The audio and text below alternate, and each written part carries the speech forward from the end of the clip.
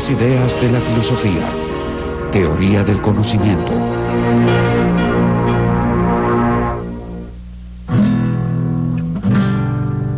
Detente por un momento y piensa en algo que para ti sea cierto. Un hecho indiscutible. Por ejemplo, que la lluvia cae del cielo. El nombre de tu madre. Que los cisnes son aves. O que Dios existe. Luego piensa, ¿cómo llegué a conocer estos hechos? ¿Dependo de mis sentidos para confirmar que algo sea cierto? ¿Son estos absolutamente confiables? ¿Dependí de alguien más para obtener esta información? En tal caso, ¿cómo obtuvo la información esa persona? Pregúntate a ti mismo, ¿qué significa realmente saber algo? ¿Cómo puedo saber que lo sé? ¿Cuándo puedo estar completamente seguro de que mis creencias sobre el mundo están bien justificadas? ¿Es lo mismo ver que creer?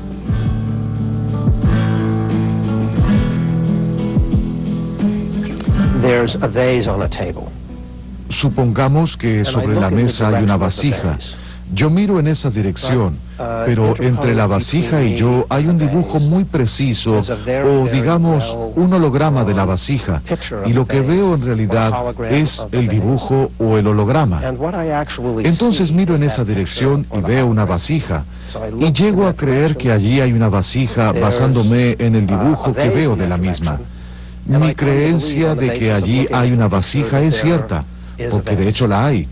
Y realmente estoy convencido de ello. Y creo que si me preguntaran si sé que hay una vasija allí, diría que sí. Aunque, por otro lado, queda claro que si dijera algo así, estaría equivocado. Lo que puede afirmarse de una vasija puede afirmarse prácticamente acerca de cualquier otro aspecto del mundo. El estudio filosófico sobre la naturaleza y el alcance de lo que podemos saber es lo que se conoce como filosofía o teoría del conocimiento. La teoría del conocimiento aborda dos preguntas fundamentales. En primer lugar, ¿qué tienen en común las instancias del conocimiento? En otras palabras, ¿cuál es la naturaleza del conocimiento? Y en segundo lugar, ¿cuál es su alcance? La respuesta a estas preguntas presenta importantes consecuencias sociales. ¿Cómo podemos estar seguros de que alguien es culpable antes de enviarlo a la cárcel? ¿Los científicos amplían las fronteras del conocimiento o las van creando a medida que avanzan? Dependemos del conocimiento para tejer la trama de nuestra vida diaria, pero ¿en qué medida podemos confiar en aquello que denominamos conocimiento?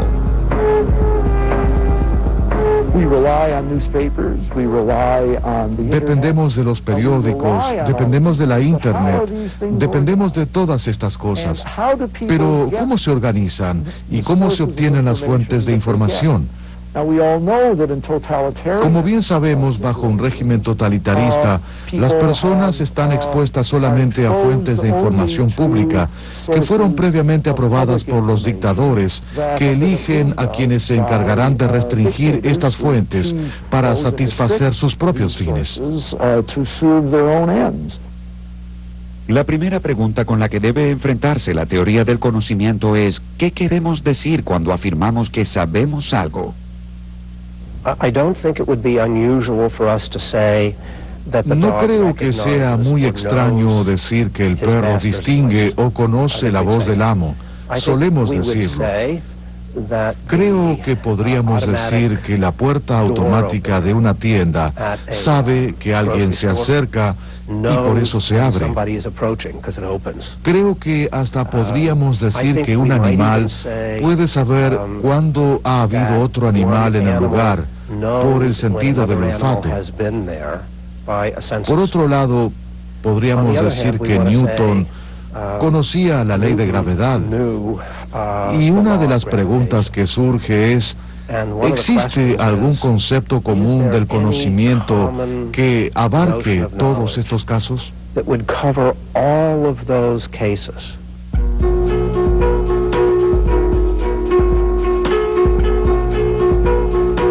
El origen de la búsqueda humana para definir qué sabemos y cómo lo sabemos se remonta a la época de los filósofos clásicos griegos. En la República, Platón estudió cómo llevar adelante una buena vida. Y fue esta pregunta aparentemente sencilla la que lo llevó a explorar las bases verdaderas del conocimiento.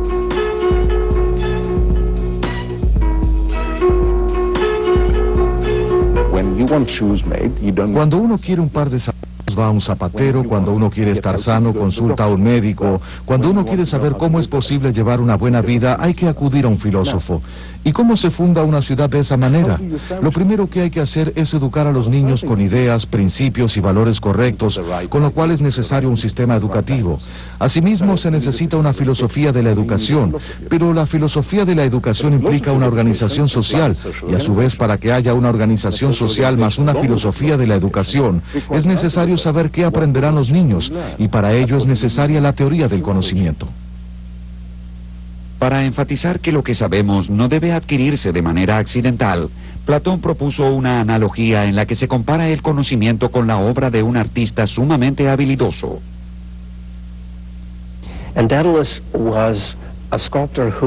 Dédalo era un escultor que podía hacer estatuas semimágicas que se escapaban cuando uno se acercaba a ellas. Y Platón se pregunta lo siguiente: ¿por qué valoramos tanto al conocimiento? ¿Qué es lo que hace que el conocimiento sea tan valorado, incluso mucho más que la opinión o las creencias? ¿Por qué? Y aquí es donde surge la analogía.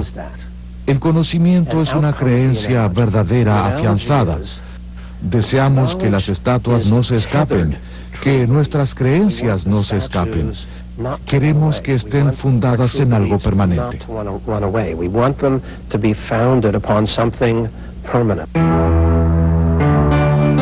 La República también contiene la famosa Alegoría de la Línea de Platón. Allí sostuvo que el conocimiento puede representarse por un segmento vertical dividido en dos partes desiguales, cada una de las cuales está a su vez compuesta por otras dos de tamaño también desigual.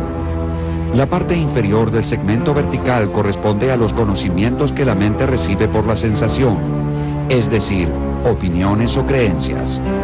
El ámbito de los sentidos se divide nuevamente en la percepción de los objetos visibles de este mundo por un lado y la imagen y el reflejo de dichos objetos por el otro. Como meras copias de lo que existe, las imágenes y las percepciones conforman el nivel más bajo del conocimiento.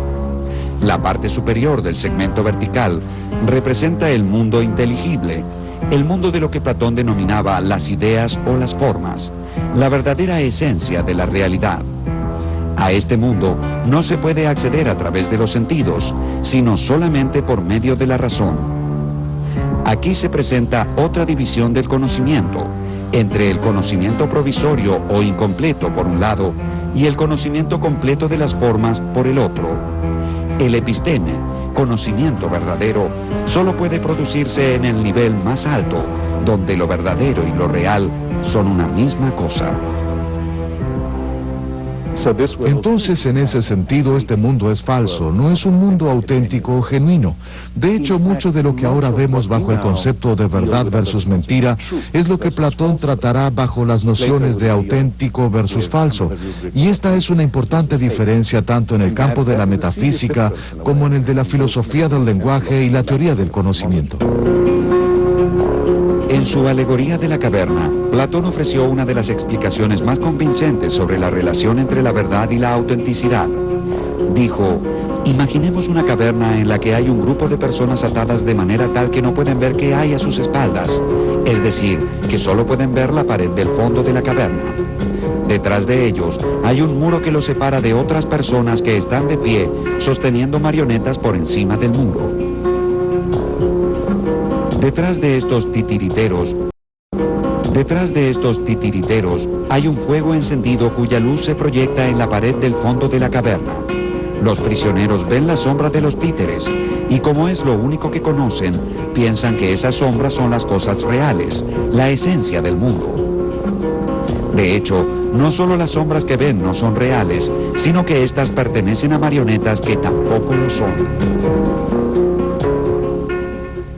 El presente argumento indica que en el alma de cada uno hay el poder de aprender y el órgano para ello.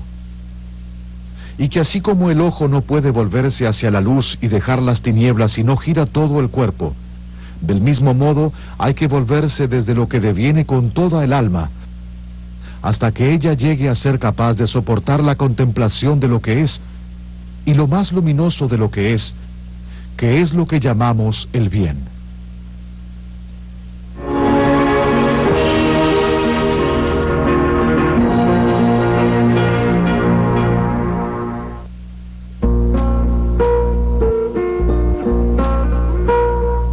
Aristóteles fue el principal discípulo de Platón y con frecuencia su más sagaz crítico.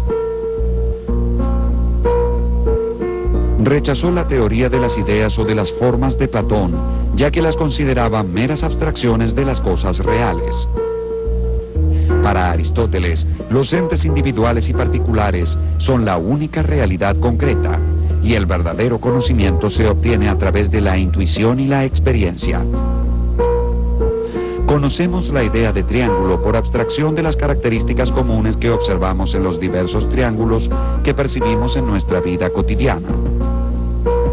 Para Aristóteles, lo real, en última instancia, no son las ideas o las formas, sino los individuos.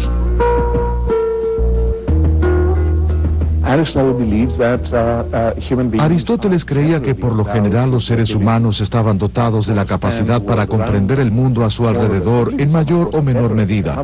Algunos, por supuesto, lo hacían mejor que otros, pero mientras que Platón clasificaba a las personas según sus capacidades, Aristóteles consideraba que ello era solamente una cuestión de niveles, más que del tipo de persona que uno es. El conocimiento actual se identifica con su objeto. El conocimiento potencial o posible es anterior temporalmente en el individuo, pero en general no es primero en el tiempo.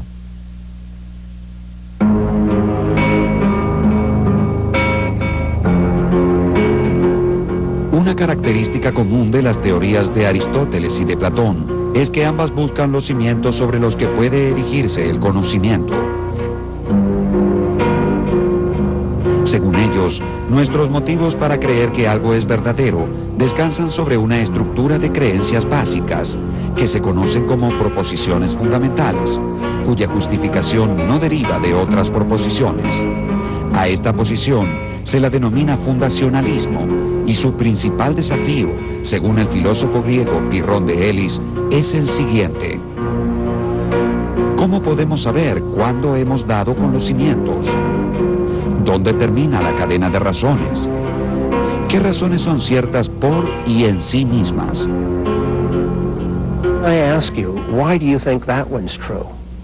Yo te pregunto, ¿por qué piensas que esa proposición es verdadera? Y tú me dices, bueno, no tengo ninguna razón para justificar esa proposición.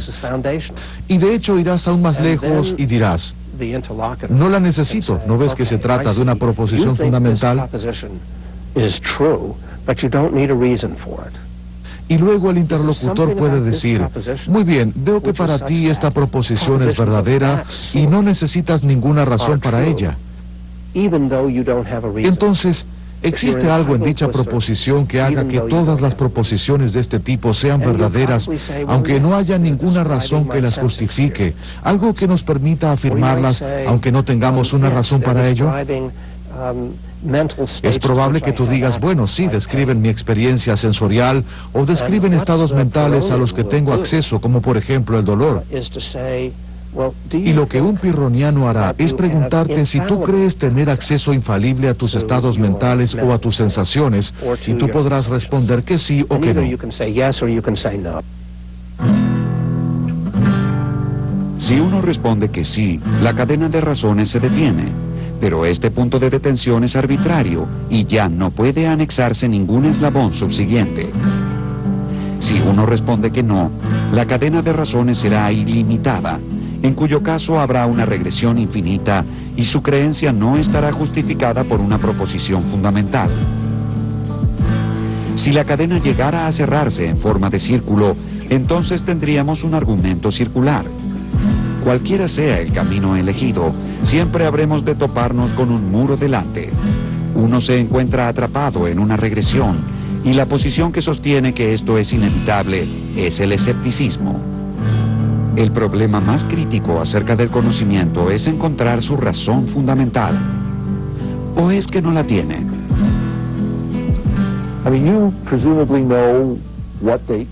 Se supone que cada uno sabe la fecha en que nació. Seguramente tú confías en la veracidad de tu fecha de nacimiento. Bien, ¿qué justifica dicha creencia? Es posible que de muy pequeño, cuando comenzaste a ir a la escuela tal vez, tus padres te hayan dicho cuándo has nacido. Pero, ¿confías en tus padres? Ahora bien, si yo tuviera dudas acerca de mis padres, que desde ya no las tengo, pero si las tuviera, podría verificar el periódico de ese día de la ciudad en la que nací, o mi partida de nacimiento, y ver qué dicen, ver si coinciden con lo que me dijeron. Pero el punto es que aún verificando la partida de nacimiento, uno sigue confiando en otras personas, porque dicha partida fue confeccionada por otras personas, al igual que el periódico.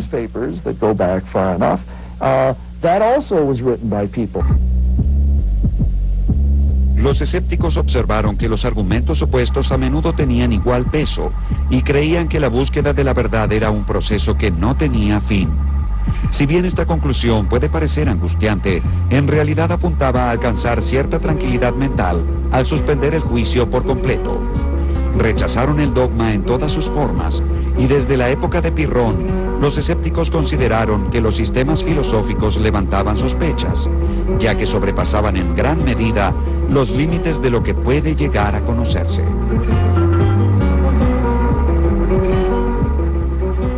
El principio fundamental del escepticismo es contraponer a toda proposición otra proposición de igual validez, ya que como consecuencia de ello abandonaremos todo dogma.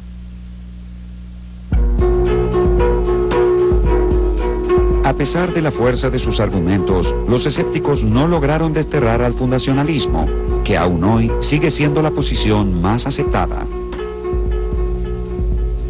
El fundacionalismo puede adoptar distintas formas, como el empirismo, posición que sostiene que el conocimiento se adquiere a través de los sentidos, o el racionalismo, según el cual algunos tipos de conocimiento son innatos.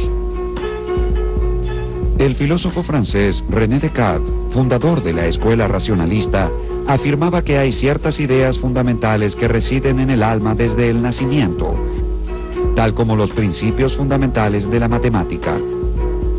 Para Descartes, el mundo comienza con uno mismo. Todo lo demás está sujeto a la duda. En la filosofía de Descartes, el ser marcará el comienzo de una reconstrucción total del mundo. Desde ya sabemos que se orientará hacia una visión mecanicista del mundo. Descartes creía que todo podía explicarse en términos del tamaño, la forma y el movimiento, y en términos del alma, que es el propio ser, el punto de partida de la reconstrucción. Por supuesto, desde el punto de vista filosófico, esto representó una revolución muy importante, y Descartes tuvo muchos seguidores.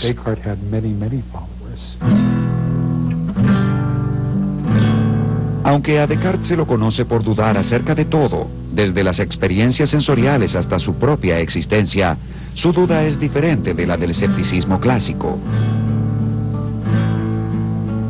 Según Descartes, algo que se conoce por la luz natural de la razón no puede ser falso. Lo que lleva al error no es la falta de razón, sino la falta de método. Si la matemática ha hecho grandes progresos, si la lógica es inatacable, si la física ha puesto en evidencia los misterios del universo, entonces hay que pensar que la razón humana es apta para conocer el mundo a nuestro alrededor. Los escépticos estaban equivocados. Con un buen método y tiempo suficiente, no habrá secretos para la razón humana.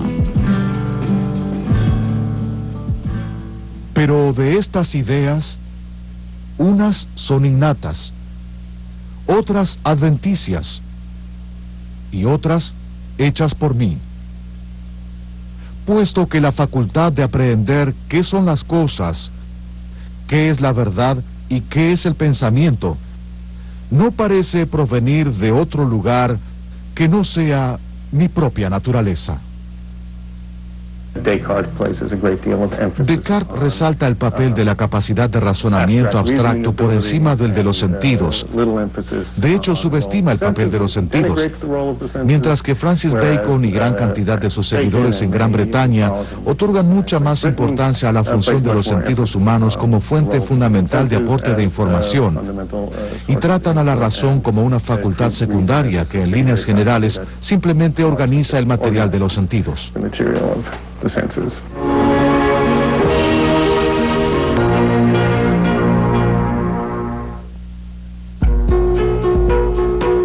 Francis Bacon fue uno de los primeros defensores del empirismo y consideró a los sentidos como los verdaderos cimientos sobre los que habría de erigirse el conocimiento.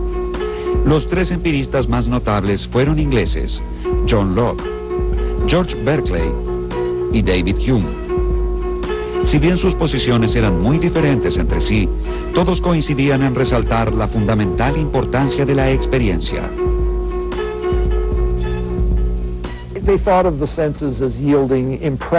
Consideraban que los sentidos producían impresiones o ideas en la mente, lo que nosotros conoceríamos como imágenes visuales, es decir, que algo se vea de un cierto color y con una cierta forma, y sostenían que estos datos sensoriales eran estados mentales u objetos que se presentan a la mente y están dentro de ella. John Locke fue un enemigo de la tiranía en todas sus formas y se opuso vehementemente a la noción cartesiana de las ideas innatas. Locke sostuvo que si estas verdades generales, como los principios lógicos y matemáticos, fueran innatos, un niño los conocería por sí mismo y no habría necesidad de enseñárselos. Debido a que las ideas innatas no existen, la mente humana se comporta como un papel en blanco que va adquiriendo contenido a través de la experiencia. Según Locke, una idea es toda representación que podamos tener en la mente. Lo que debemos hacer es trabajar con la experiencia y generalizar desde la experiencia. Y por ello hay cosas que nunca podremos saber, y hay otras que solo podemos conocer de manera imperfecta, en la medida en que la experiencia nos las muestre. Obsérvese a un niño desde su nacimiento y se verá cómo con el paso del tiempo la mente se despierta más y más por los sentidos. Piensa más a medida que posee más materia para pensar. Si se pregunta cuándo un hombre empieza a tener ideas, creo que la verdadera respuesta es cuando tiene la primera sensación. El clérigo irlandés George Berkeley fue el siguiente gran empirista inglés. Al igual que Locke y Hume, Berkeley depositó su confianza en la experiencia sensorial.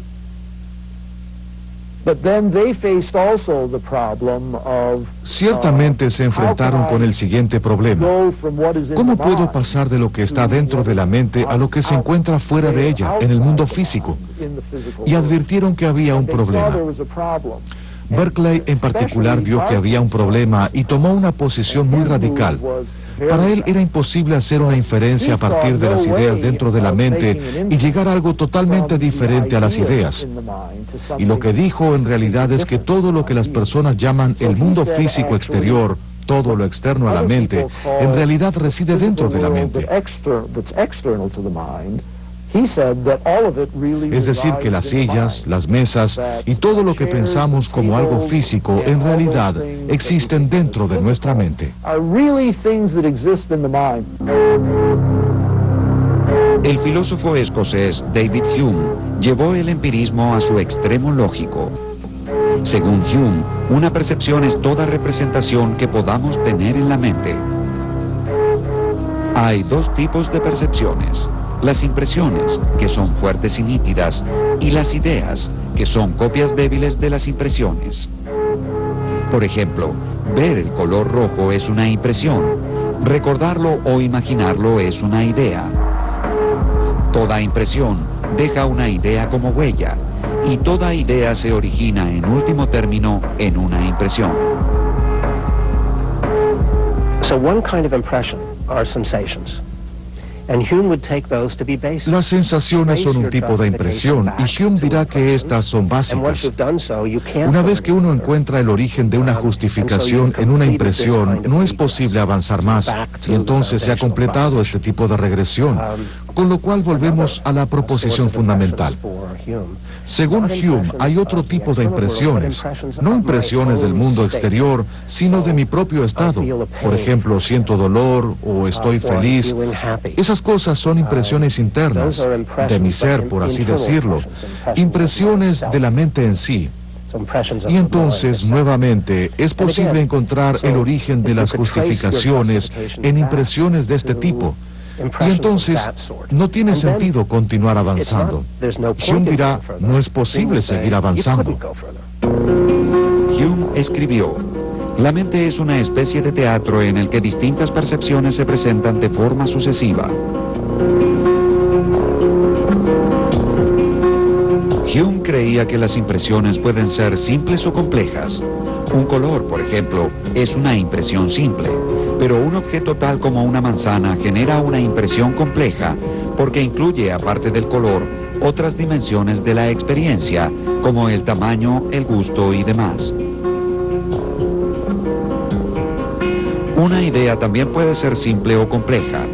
Muchas ideas complejas no se originan en la experiencia, sino que son el resultado de combinar en nuestra imaginación ideas simples o complejas que sí provienen de la experiencia. Hume llamó asociación a la actividad de relacionar ideas en la mente. La asociación puede ser de tres tipos: por semejanza, por contigüidad y por causalidad. Hablamos de semejanza cuando vemos el retrato de una persona y pensamos en la persona retratada. Decimos contigüidad cuando desde una ventana vemos un techo y suponemos que allí debajo hay una casa. Finalmente, la causalidad se refiere a nuestra expectativa de que ciertos hechos sean siempre seguidos por otros.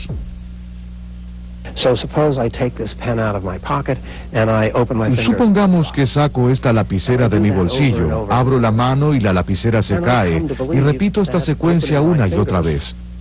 Seguramente pensaré que en este mundo abrir la mano es causa suficiente para que la lapicera se caiga. Y por lo tanto habré de creer no solo que la lapicera cayó en el pasado, sino que lo hará también en el futuro. Un seguidor de Hume preguntaría, ¿es posible que la lapicera no se caiga? ¿Pueden imaginar que la lapicera no se caiga? Yo diría que sí, que puedo imaginar que no se caiga, con lo cual, que la lapicera caiga no es algo a priori. Usted efectivamente prevé que la lapicera va a caerse, pero Hume diría, ¿existe alguna razón para creer que si abro mi mano, la lapicera caerá? Para Hume, la noción de causalidad se reduce a la impresión de anticipación que surge de haber experimentado repetidas veces un hecho que siempre es seguido de otro. Si bien podemos relacionar mentalmente hechos cotidianos, como por ejemplo que los relámpagos preceden a los truenos o que los virus producen enfermedades, no es posible probar la conexión necesaria entre la causa y el efecto.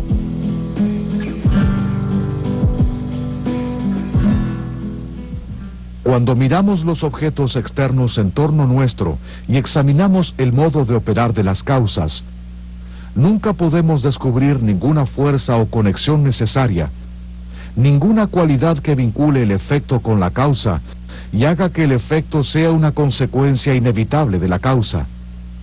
Solo encontramos que, de hecho, el uno sigue realmente a la otra. Hume sostenía que si bien podemos anticipar hechos que suceden en una secuencia, no es posible probar la existencia de una conexión necesaria entre ellos. ¿Quiere decir entonces que no es posible relacionar efectos y causas para elaborar teorías sobre el mundo?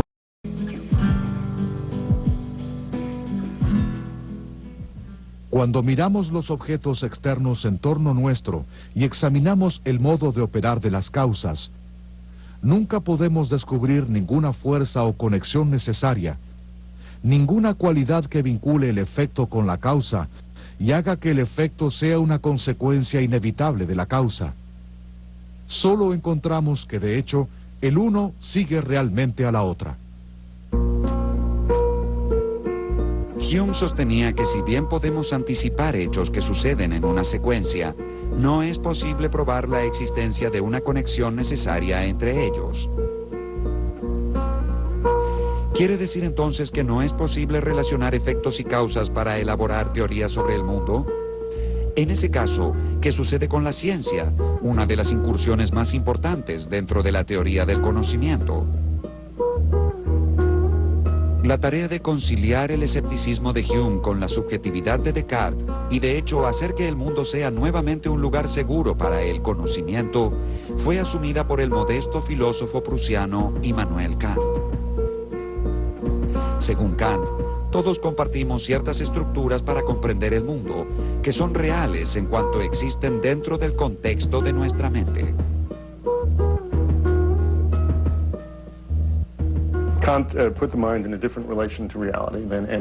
Kant estableció una relación diferente entre la mente y la realidad.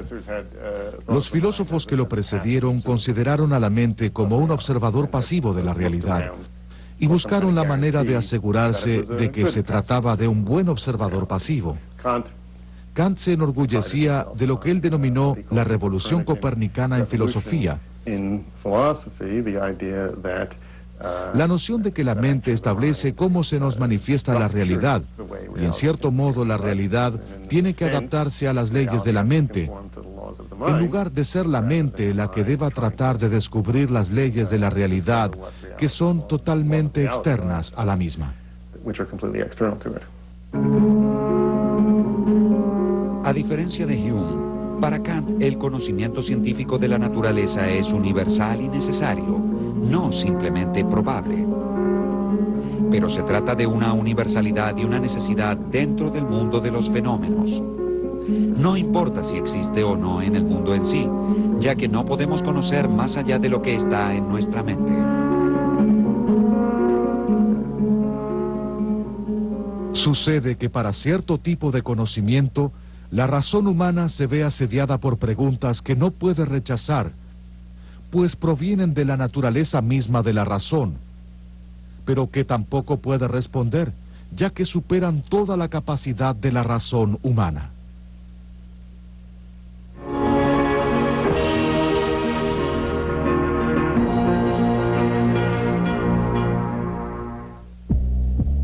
A partir del siglo XX, tuvo lugar una revolución en el campo de la filosofía, a partir de la cual surgió el movimiento que hoy denominamos filosofía analítica. El filósofo inglés Bertrand Russell fue quien lideró dicha revolución. Russell sostuvo que conocimiento es un término bastante general y vago, ya que debe incluir el conocimiento animal además del humano, y dentro del humano, tanto el cotidiano como el científico. El colega de Russell, George Edward Moore, ofreció una visión más realista acerca del conocimiento. Según Moore, el ser es independiente del conocimiento que tengamos del mismo. La conciencia no hace sino reflejar lo real. El escepticismo cartesiano sobre el mundo exterior sencillamente no puede justificarse, con lo cual las pruebas elementales que para Descartes resultaron de extremada dificultad, como por ejemplo probar que tengo dos manos, para Moore eran la simplicidad en sí misma.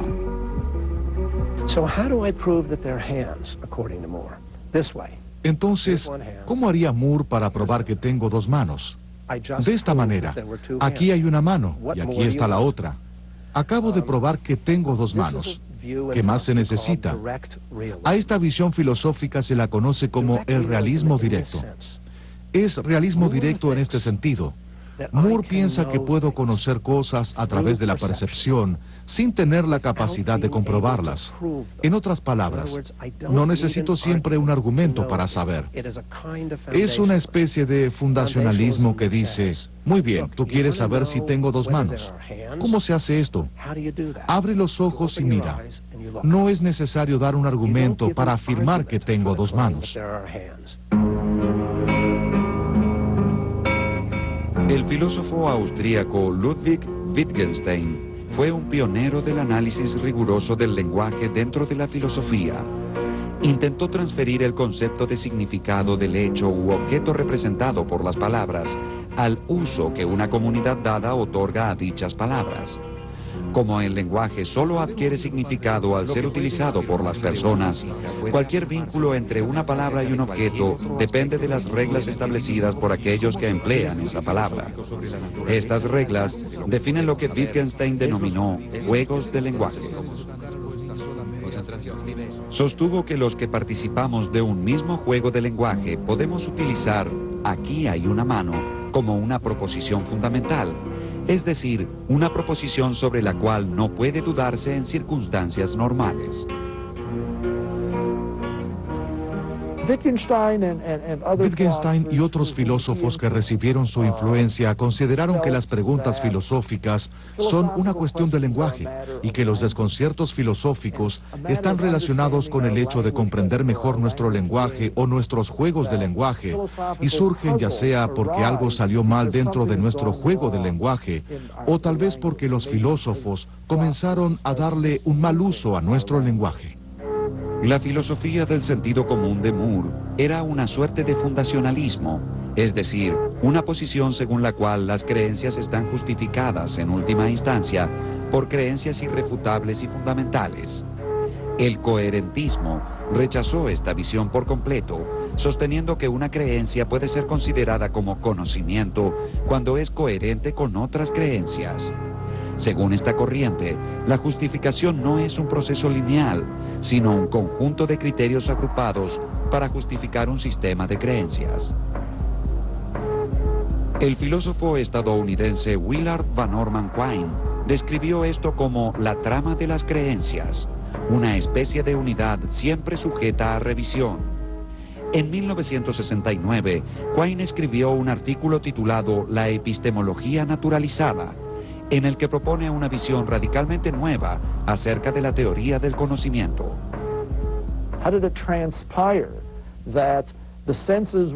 ¿Cómo fue que los sentidos se vieron atacados por ondas de luz y de sonido y en última instancia estas mismas personas que fueron atacadas por la luz y el sonido formularon diversas afirmaciones con las que elaboraron teorías científicas?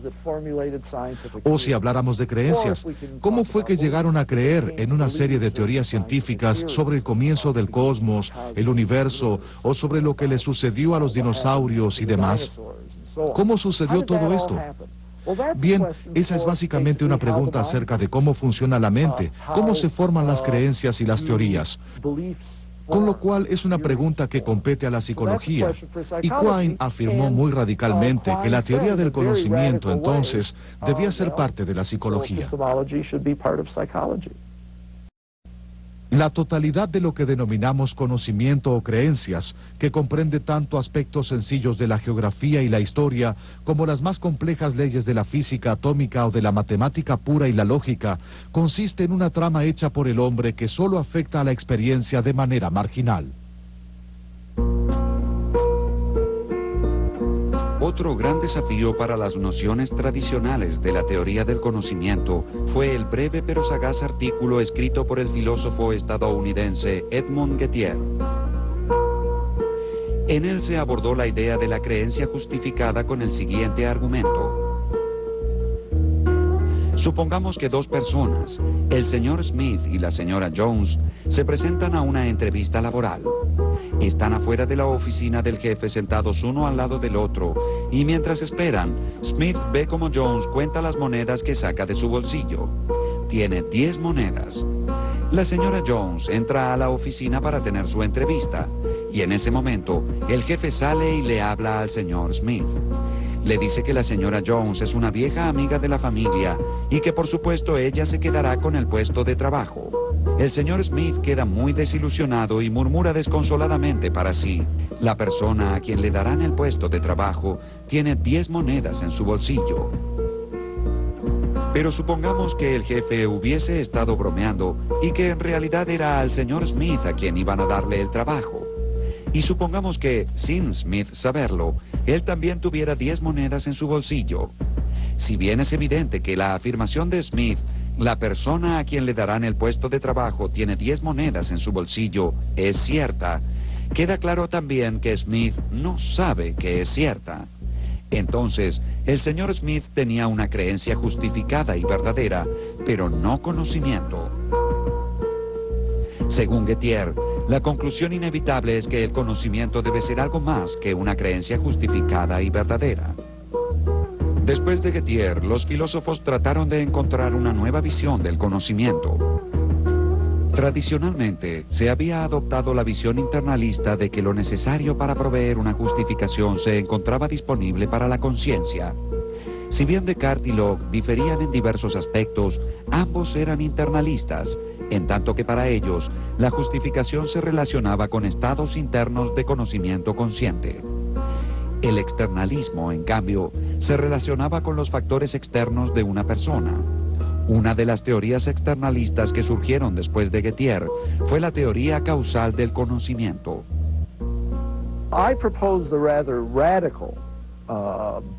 Propuse una solución bastante radical al problema, y no solo para el problema de Gettier.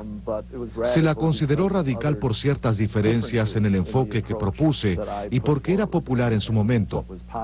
Propuse la teoría causal del conocimiento.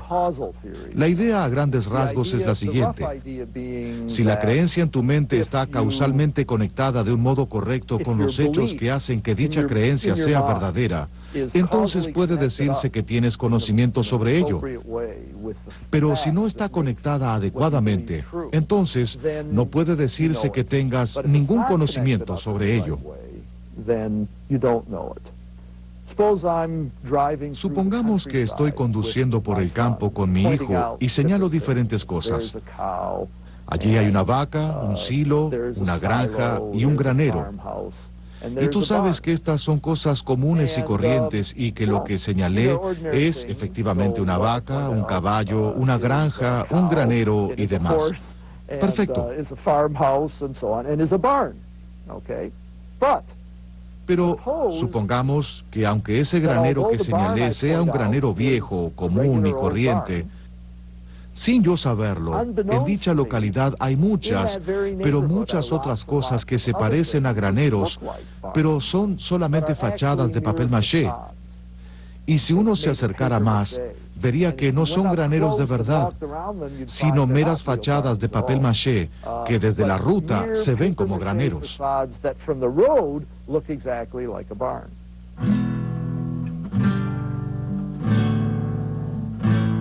Si lo que vio era en verdad un granero común y corriente, entonces al decir allí hay un granero, estaba diciendo la verdad. Y al no saber que en este distrito sucedía algo peculiar, su creencia estaba justificada. No obstante, en este distrito no es suficiente mirar por la ventana para saber que hay un granero. En estas circunstancias tan especiales, mirar por la ventana es una manera poco confiable para elaborar una creencia sobre los graneros que se ubican en el campo. El fiabilismo sostiene que el conocimiento es una creencia verdadera que está justificada por las circunstancias. Por ejemplo, el señor Smith no sabía que la persona que tenía 10 monedas en su bolsillo obtendría el trabajo, porque su conclusión de relacionar las monedas con el trabajo no era fiable en esas circunstancias. El fiabilismo es una forma de externalismo. Es la forma más importante de externalismo, que sostiene que la fiabilidad de un proceso o método puede contribuir a su justificación, confiriéndole autoridad aunque no se sepa que es fiable, mientras que otras personas dirán que si uno no sabe que es fiable, entonces no puede ser relevante. Tal vez no exista otra área dentro de la filosofía que haya logrado inspirar tanta imaginación creativa como la búsqueda de una explicación para el conocimiento. De alguna manera, este proyecto hace surgir el narrador en cada uno de los filósofos, que habrán de contar historias tan variadas como la sublime alegoría de la caverna o el sereno cuadro de graneros en el campo. Y sin embargo, la teoría del conocimiento también debe enfrentarse con el poderoso legado del escepticismo. Con todas las historias relatadas y las teorías propuestas, debemos preguntarnos, ¿qué sabemos ahora sobre el conocimiento que no se supiera ya en los tiempos de la Grecia antigua?